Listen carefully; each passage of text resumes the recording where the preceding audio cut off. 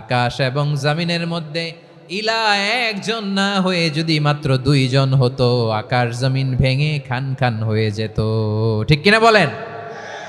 দুইজন ইলা হইলে খান খান হয়ে যেত। আমাদের রব একজন হইলে ভালো না বেশি হইলে ভালো? কথা বুঝতেছেন? আরে একজনের তো মন জোগায় চলতে পারি না, ঠিক কিনা? হ্যাঁ, একজন, তিনি যে আদেশগুলো দিয়েছেন আমাদের দুর্বলতার কারণে আমরা তো পারি না। যদি 10 জন হইতো, ওই 10 জনের হ্যাপি করতে পারতাম, তাদেরকে স্যাটিসফাই করা যেত এত সহজে? 10 জনের 10 নিয়ম থাকতো।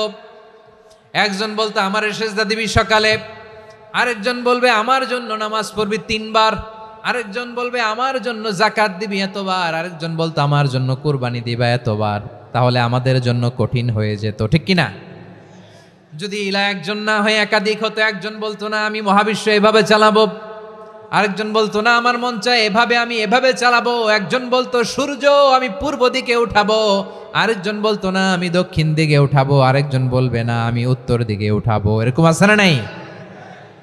ঝামেলা লেগে যেত। এজন্য বেশি রব হইলে আমাদের জন্য ঝামেলা, খোদা বেশি হইলে আমাদের লস। একজন হওয়াতে আমরা বেঁচে গেছি।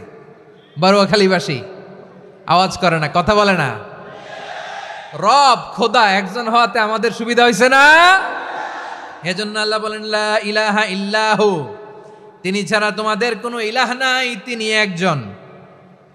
লা ইলাহা ইল্লাহু আলিমুল গায়বি ওয়াশ শাহাদা, তিনি প্রকাশেরও মালিক অপ্রকাশেরও মালিক। তিনি যেটা ওপেন এটাও জানেন, যেটা গোপন সিক্রেট ওইটাও জানেন। আলিমুল গায়বি ওয়াশ শাহাদা, তিনি গায়েবের মালিক, গায়েবের জ্ঞানী, যেটা দেখা যায় না, অদৃশ্য, জানা নাই, এটাও তিনি জানেন। এগুলো জানতে তার কোনো মাধ্যমের প্রয়োজন হয় না। অতীতে কি হয়েছে, বর্তমানে কি চলছে, ভবিষ্যতে কি হবে, সব তার জ্ঞানের ভেতরে আছে না নাই? এজন্য আল্লাহ বললেন আলিমুল গায়বি ওয়াশ শাহাদা, তিনি গায়েবের জ্ঞান রাখেন, তিনি দৃশ্য জগতের জ্ঞান রাখেন, তিনি প্রকাশ্য জগতের জ্ঞান রাখেন, তিনি গোপন জগতের জ্ঞান রাখেন। তার কাছে কোনো কিছু গোপন নাই, ঠিক কিনা বলেন?